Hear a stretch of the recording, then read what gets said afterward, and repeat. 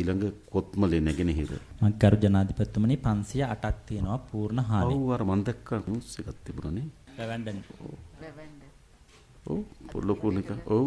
එතන අපි తాවකාලිකව ටෙම්පරරි ෂෙඩ් 25ක් හදලා දීලා තියෙනවා. වැවන්ඩන් වත්තේ පවුල් 25ක් මාස 6ක සිට අපාදුකී කියලා. එතන ගරු ජනාධිපතිතුමනි ලයින් කාමර ටිකක් තියෙන්නේ. වෙදමුල්ල වත්තට අයත් එකක් තියෙනවා.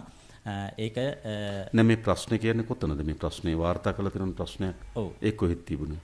දැන් පැහැදිලි කරන්නේ එතනද? ඔව් ඔව්. මොකද්ද ප්‍රශ්නේ? නෑ ඒ ප්‍රශ්නේ තියෙන්නේ දැන් තමයි ලයින් කාමර ටිකක් තියෙනවා. ලයින් කාමරවලට කිසි දෙයක් හානි වෙලා නැහැ. නමුත් ගල් පෙරලීම් මත ජාතික ගුණාගේ පරීක්ෂණ ආයතනයෙන් ඉවත් කිරීම කළා තියෙනවා. එතකොට එතනින් ඉවත් කිරීම කරන තියෙන පවුල් 43ක් තියෙනවා. ඒ 43කින් අපි 25කට ටෙම්පරරි ෂෙඩ් දීලා තියෙනවා.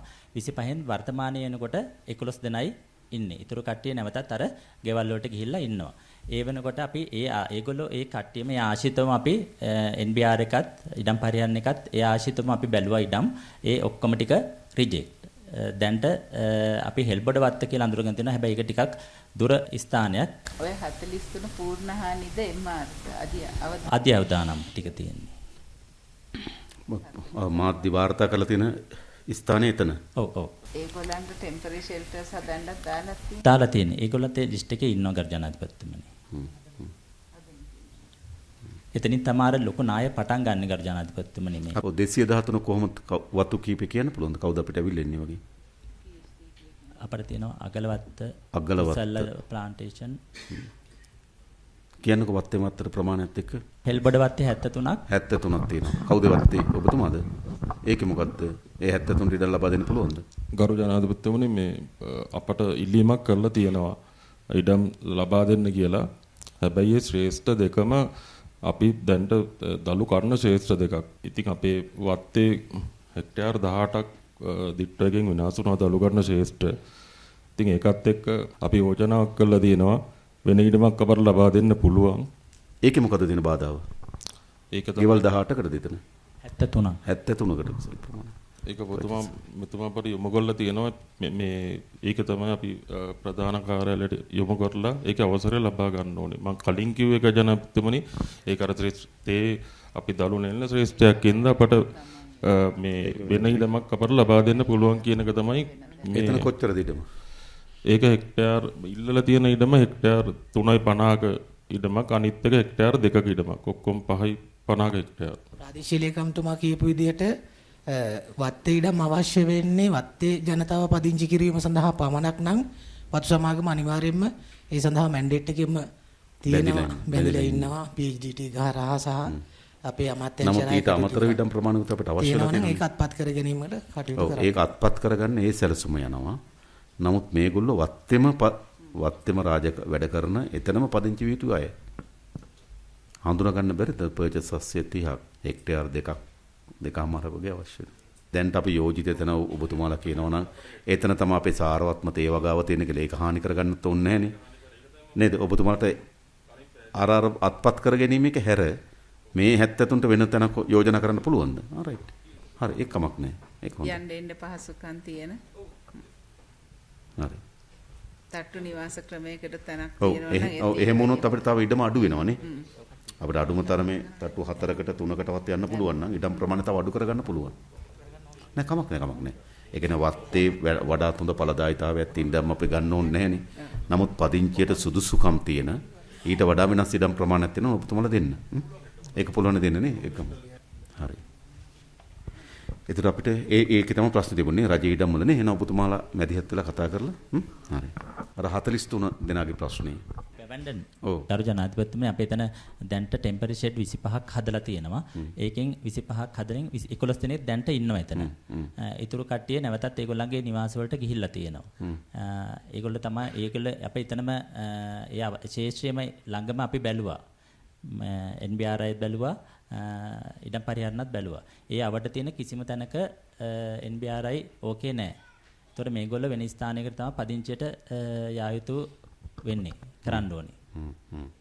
ගෙවල් කුලිත් නැහැනේ. ගෙවන්න කුලියට යන තැනකුත් නැහැ ඒගොල්ලන්ට නේ. ඒගොල්ලෝ ඇත්තටම ගරු ජනාධිපතිතුමනි ගෙවල් කුලිය අපි දෙන්නම් යන්න කියලා කිව්වා. ඒගොල්ලෝ එකම කණ්ඩායමක් හැටියට ඒගොල්ලෝ අකමැත්ත ප්‍රකාශ කරනවා.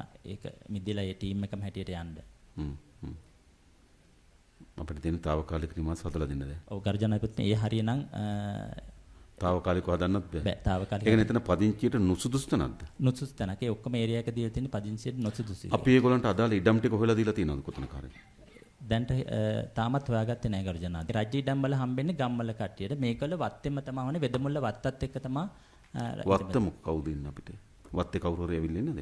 මෙතන මේ වත්තේ අපිට හෙස්ටේට් වර්කර්ස්ලා සෙටල් කරන්න පුළුවන් නම් අර ජනපතිතුමනි අපිට පුළුවන් ඒ ඉඩම ලැබලා දෙන්න සමාගමත් එක්ක කතා කරලා. ස්ටේට් වර්කර්ස්ලා නන් වර්කර්ස්ලා දෙකම ඉන්නවා. එහෙම ගැටලුවක් වෙන්නේ නැහැ මේ වර්ක් නොන් එක ප්‍රශ්නයක් වෙන්නේ නැහැ මේක ආපදාවක් නිසා. කීයක් ඉන්නවද ඔක්කොම? ඔක්කොම අපිට NBRI වාර්තාව අනුව 58ක්. 58ක් එතනින් ඉවත් කරන්න ඕනේ. වර්කර්ස්ලා අනිත් අය බලපුවම ඔක්කොම දෙකම 58ක් තියෙනවා. ඔව් කාණ්ඩ වෙනම් බලලා නැද්ද කීයද කාණ්ඩ වෙනම් බැලුවේ නැහැ ගර්ජන. දැන් මේ ප්‍රශ්නේ කියන 25 දෙනා ඒගොල්ලෝ වත්තේ වැඩ කරන අයද අනිත් අයද? එතන වත්තේ වැඩ කරන්නේ නැති අය තමයි එතන. වත්තේ ඒගොල්ලන් පදිංචි වෙලා ඉන්නවා නම් එතකොට ඒගොල්ලන්ට වත්තට සම්බන්ධ වෙලා වැඩ කරන්න පුළුවන් නෑ ඒක අපිට සලකලා බලන්න පුළුවන්. පුළුවන් වෙන්නේ නෑ. ඊට පස්සේ ඒක MBR එක අර ඒක සුදුසුම තැන හොයලා තමයි ඒක ප්‍රවාහන වතුර විදුලිය ඒ පාසකම් තියෙන්න පුළුවන් ආරක්ෂාවත් එක්ක තමයි ඉදම සම්බන්ධයෙන් බලන්නේ දැන්. ඒක තමයි අපි ස්කෝප් එක. ඒකත් එක්කම එහෙම තැන් තියෙනවා කියලා ඔබතුමාට හිතෙනවද නේද? ඔයා ගන්න පුළුවන් නේද එහෙම? පුළුවන් වත්තේ තුල. එතෙන්ට යවමු කියන. හැබැයි ඔබතුමා කියන්නේ අර වත්තේ වැඩ කරන අය විතරයි කියලාද? නෑ එහෙම නෑ. ඔක්කොම පුළුවන්. ආපදාව නම් එහෙම ගැටලුවක්. ආපදා රයිට්. ඒ පවුල් 58ට ඉඩම මෙතුමා දෙනවා. නේද? ඒතකොට ඒ 58ට ඔබතුමාට කියන ඉඩමක් දෙන්න පුළුවන් එතනින් නේද? ඔව්. හැබැයි අපි අර මිනිස්සු ඉල්ලන මිඩම දෙන්න බෑ සමහරට ඒක සුදුසු නෑ. ඒක සුදුසු ඉඩම අපි හොයා ගන්න ඕනේ සුදුසු ඉඩම. මොකද්ද මාර්ග පහසුකම් විදුලිය ජලය සහ ඉඩම පදිංචියට සුදුසු බව නේ. ඒ ටික සම්පූර්ණව ඔබතුමාලට ඉඩම 58ට ඉඩම දෙන්න පුළුවන් නේ. එතනින් ගමු. ගරුක ජනාධිපතිතුමා යෝජනාවක් කරන්නම් මේ දැන් නාවලපිටිය තියෙන වත්තෙන් අපිට කතා කරා පුච්චලියෝ කැමති නම් ඒගොල්ලන්ගේ වත්තේ වැඩක් දෙන්නම් ලයිම් කාමරෙත් දෙන්නම් එන්නද කියලා. ඒතකොට ඒ වගේ යෝජනාවකට පුච්චලියෝයි තනිත් වතුත් කැමති නම් මේ නෑ ඒක කමක් නෑ. දැන් ප්‍රධාන ප්‍රශ්නේ තියෙන්නේ මෙතන පවුල් ගණනාවක් ඉන්නවා කූඩාරම් වල ඉන්නවා తాවකාලික නිවාසත් නෙවෙයි නිවාස කුලියකුත් නෑ. දැන් වර්ෂාව නැවත පටන් ගන්න විශාල අර්බුදයක් තියෙනවනේ එතන. ඒතර අපි කරන්න ඕනකම තියෙන්නේ ඒක ප්‍රමුඛතාවයෙන් දාලා විසඳන්න ඕනනේ. ඒතර විසඳනකොට අපිට ප්‍රශ්න තිබුණේ මොකද්ද? එක්ක අපි తాවකාලික නිවාස හදලා දෙන්න ඕන. නැත්නම් අපි ඉඩමක් හඳුනාගෙන එතන පදිංචියට අපි ඒගොල්ලෝ යවන්න ඕන. දැන් ඉඩම දෙන්න ලෑස්ති වෙන ඔබතුමාලා නේද? ඔව් ඇත්තටම දැන්තුමා මේ මිනිස්සු ඒ ගෙවල් ටික අරගෙන වත්තේ සේවයට එනවා නම් මේ තවත් වාස් අපි වඩාත් කැමති මේ වැඩක් කැමති දෙන්නේ ඒකයි. ඒගොල්ලන්ට ඕනතරම් මේ අවස්ථාව තියෙනවා ඇවිල්ලා වැඩ කරලා අර මේ පිට යන්න ඕනේ නැහැ. අපි 58 එතන පදිංචි කරවන්න හදන්නේ. හොඳයි. ඉක්මනින් ඉඩම හඳුනාගෙන. හරි මම ඒ ඉක්මනින් වැඩ පටන් සමාවෙත් ගේ හදන්නත් ලොකු කාලයක් යනවා.